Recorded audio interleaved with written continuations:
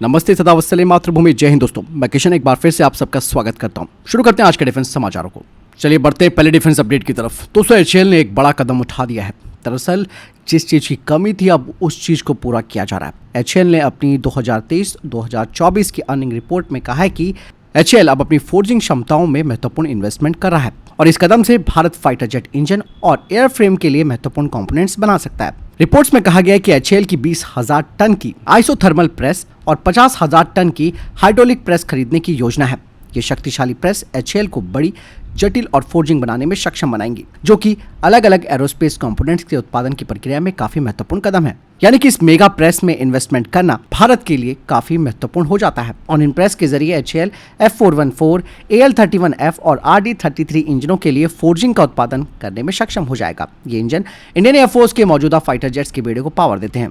भारत वर्तमान में इंजन के कुछ कंपोनेंट्स के लिए आयात पर निर्भर है, लेकिन अब इस महत्वपूर्ण तकनीक के आ जाने से भारत अपने घर में ही उन कंपोनेंट्स को बना सकता है। इसके अलावा दोस्तों, ये जो नए प्रेस है वो न केवल इंजन कंपोनेंट्स का निर्माण करेंगी, बल्कि ये एचएएल को एयरफ्रेम, विमान की मुख्य संरचना के लिए भी फोर्जिंग निर्माण करने की अनुमति देंगी। इसमें फाइटर जेट और अन्य जो हवाई वाहन है उनके पंख या फिर फ्यूजलाज या फिर अन्य कंपोनेंट्स के भाग भी शामिल है। चलिए बढ़ते नेक्स्ट अपडेट की तरफ। दोस्तों, एक बड़ी update MRFA fighter jet programme को लेकर आ रही है। आप सब जानते हैं कि भारतीय वायुसेना को 114 फाइटर जेट्स की सख्त जरूरत, ताकि भारतीय वायुसेना अपनी ऑपरेशनल रेडीनेस को मेंटेन कर सके और नेशनल सिक्योरिटी को इंश्योर कर सके। और यहाँ पर मैं कहना चाहूंगा कि 114 फाइटर जेट विमान की खरीद एक जटिल और एक लंबी प्रक्रिया होती जा रही है। लगातार देरी हो रही है, कारण है नौकरशाही बाधाएं। अब प्रधानमंत्री नरेंद्र मोदी का तीसरा कार्यकाल आने वाला है। ऐसे में दोस्तों, इस समस्या का समाधान भी निकाला जाएगा। MRFA टेंडर में देरी का, जैसे कि मैंने कहा, सबसे महत्वपूर्ण कारण है ब्यूरोक्रेटिक यानी कि नौकरशाही खरीद प्रक्रिया। इसीलिए इसे सरल और आसान बनाना होगा, ताकि ये सुनिश्चित किया जा सके कि किसी भी अनावश्यक देरी से बचा जा सके। इसके अलावा MRFA टेंडर में मेक इन इंडिया इनिशिएटिव को भी इन्वॉल्व करना बेहद जरूरी है, ताकि भारत की घरेलू विनिर्माण क्षमता भी बढ़ सके। ऐसे में भारत में उत्पादन लाइनें स्थापित की जानी चाहिए और विदेशी निर्माताओं के साथ सहयोग करना होगा, ताकि खरीद प्रक्रिया तेजी से आगे बढ़े और रोजगार के अवसर भी पैदा होंगे। साथ ही साथ भारत को विशेषज्ञता भी मिलेगी।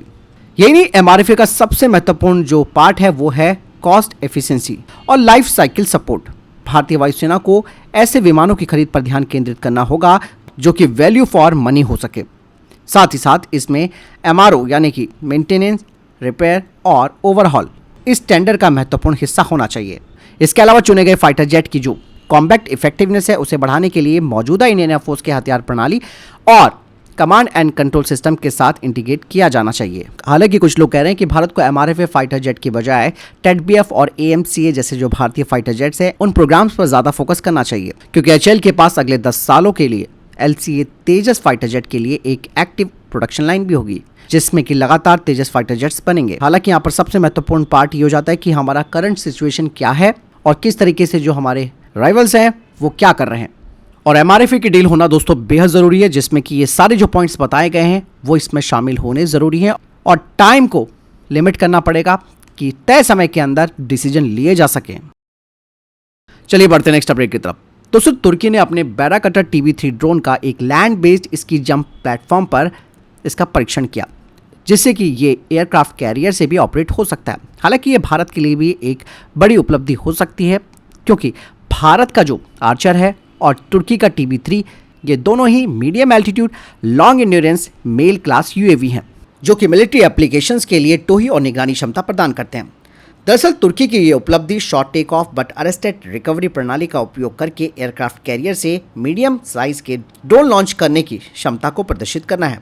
ये टेक्नोलॉजी विमान को टेक ऑफ के लिए आगे बढ़ाने के लिए स्की जंप का इस्तेमाल करती है। वहीं ADA के द्वारा विकसित भारत का आर्चर फंक्शन और आकार में बैराकटर TB3 के साथ कई समानताएं साझा करता है, लेकिन आर्चर का मौजूदा संस्करण अपने 16 हॉर्स पावर पिस्टन इंजन तक ही सीमित है, जिसकी वजह से ये एयरक्राफ्ट कैरियर से टेक ऑफ नहीं कर सकता है। इसीलिए इसको एक शक्तिशाली टर्बो डीजल इंजन में अपग्रेड करने की जरूरत होगी।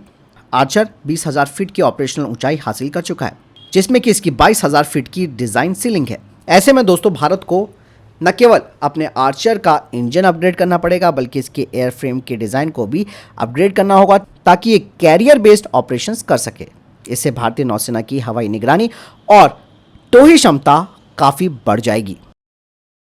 बढ़ते नेक्स्ट अपडेट की तरफ। हिंदुस्तान एरोनॉटिक्स लिमिटेड यानी कि एचएएल ने भारतीय नौसेना के नेक्स्ट जनरेशन मिसाइल वेसल्स यानी कि एनजीएमवी प्रोजेक्ट के लिए महत्वपूर्ण उपकरण प्रदान करने के लिए कोचिन शिपयार्ड लिमिटेड के साथ अनुबंध हासिल किया है, जो कि 1173.42 करोड़ रुपए का है। ये जो कॉन्ट्रैक्ट है उसकी शर्तों के तहत एचएएल LM2500 गैस टरबाइन के छोटे सेट्स के साथ साथ गैस टरबाइन ऑक्सिलरीज का निर्माण और आपूर्ति करेगा। इसके अलावा अनुबंध में इन प्रणालियों का संचालन और रखरखाव के लिए जो जरूरी स्पेयर पार्ट्स और उपकरण हैं उनका प्रावधान भी शामिल किया गया है। अगर LM2500 की बात की जाए तो ये एक प्रूवन यानी कि एक सिद्ध और विश्वसनीय समुद्री गैस टरबाइन इंजन है, जो कि अपनी दक्षता और प्रदर्शन के लिए जाना जाता है। ये टरबाइन हमारे एनजीएमवी की प्रपल्जन प्रणाली का मेन सेंटर होगा। बढ़ते नेक्स्ट अपडेट की तरफ। दोस्तों, भारतीय नौसेना का जो प्रोजेक्ट वर्षा है वो अब जल्द ही पूरा होने वाला है। भारत के पूर्वी तट पर रामबिली में इनका निर्माण शुरू हो चुका है और ये एक महत्वपूर्ण नौसैनिक अड्डा होगा, जो कि भविष्य में गेम चेंजर बनने के लिए तैयार है। 1680 एकड़ में फैले प्रोजेक्ट वर्षा की सबसे दिलचस्प विशेषता है इसका अंडरग्राउंड कॉम्प्लेक्स। सैटेलाइट इमेजेस से पता चला है कि इसमें सुरंग बनाने का काम किया जा रहा है, जहां करीबन 12 से अधिक परमाणु ऊर्जा से संचालित वाली जो बैलिस्टिक मिसाइल पनडुब्बियां हैं यानी कि SSBN है, उनकी फ्लीट को रखा जा सकता है। और ये जो भूमिगत हमारा नौसैनिक अड्डा है, ये न केवल पनडुब्बियों को घुसपैठियों की नज़र से बचाएगा बल्कि उन्हें हवाई हमलों से भी बचाएगा। पूर्वी तट पर बन रहा ये प्रोजेक्ट वर्षा भारत को रणनीतिक लाभ भी प्रदान करता है। ये नौसेना को इंडो पैसिफिक में महत्वपूर्ण शिपिंग लेन के करीब रखता है, जिससे ये क्षेत्र में संभावित खतरों पर अधिक तेजी से प्रतिक्रिया करने में सक्षम होगा। बढ़ते नेक्स्ट अपडेट की तरफ। दोस्तों, पाकिस्तान की नौसेना ने हाल ही में, आप सबको मालूम है कि चाइना के द्वारा निर्मित हैंगर क्लास की जो पनडुब्बियां हैं उन्हें खरीदा है। ये पनडुब्बियां काफ़ी कम कीमत पर आती हैं, लेकिन भारत जिन पनडुब्बियों का अधिग्रहण कर रहा है वो काफ़ी महंगी भी हैं। इससे पता चलता है कि भारत एडवांस टेक्नोलॉजी को प्राथमिकता देता है, जबकि पाकिस्तान किफ़ायती चीनी पनडुब्बियों को। जहां पाकिस्तान की हैंगौर क्लास की पनडुब्बियों की कीमत केवल 410 मिलियन के आसपास है और इन पनडुब्बियों में पहले जर्मन का MTU इंजन लगा था, लेकिन बाद में जर्मनी ने इनका एक्सपोर्ट करने से मना कर दिया, जिसके बाद चीनी डीजल इंजनों का इस्तेमाल इसमें किया जाता है।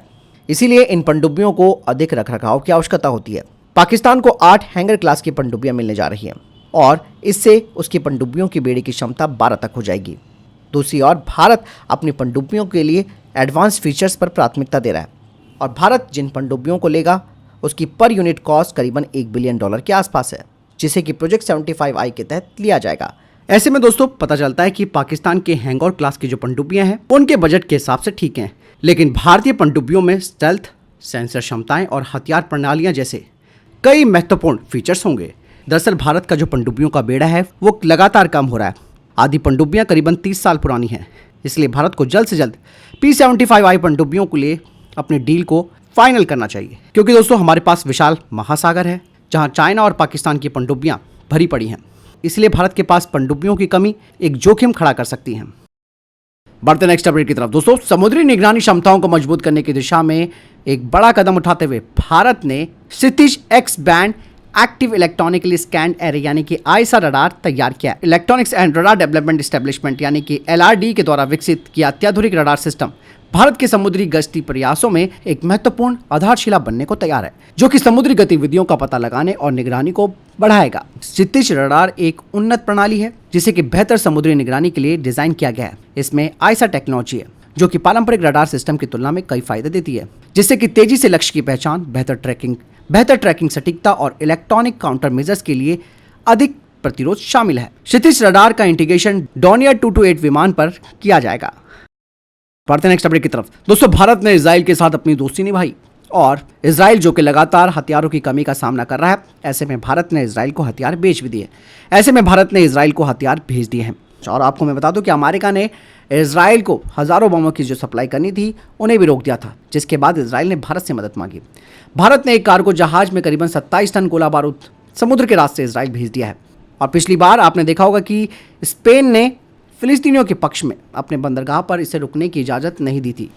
भारत ये सब ऐसे वक्त में कर रहा है जब तकरीबन पूरी दुनिया इजराइल के खिलाफ है। इसमें यूरोप से लेकर अरब तक सभी देश गाजा में शांति की अपील कर रहे हैं और ऐसे मुश्किल वक्त में भारत इजराइल का सपोर्ट कर रहा है। दोस्तों, इजराइल और भारत का जो गठजोड़ है वो काफ़ी पुराना है और इजराइल ने कारगिल के समय में भारत को ऐसे हथियार और टेक्नोलॉजी दी थी जो भारत के काफ़ी काम आई थी। और चाइना बॉर्डर पर भी इसराइल के हथियार भारतीय सेना के काम आ रहे हैं। भारत को भी सारी चीज़ें पता है और मदद के लिए भारत आगे आया है।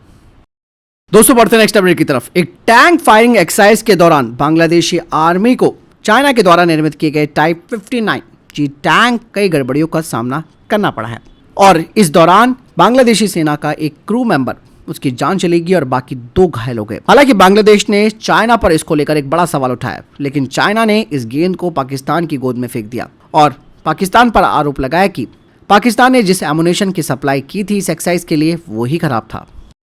तो फिलहाल ये थे अभी तक के टॉप डिफेंस अपडेट्स। वीडियो के संबंध में कोई प्रश्न जवाब आपको कोई सवाल है कमेंट सेक्शन में लिखकर जरूर पूछ सकते हैं। मिलता हूं वीडियो के साथ, चैनल जरूर सब्सक्राइब कीजिएगा। जय हिंद, वंदे मातरम।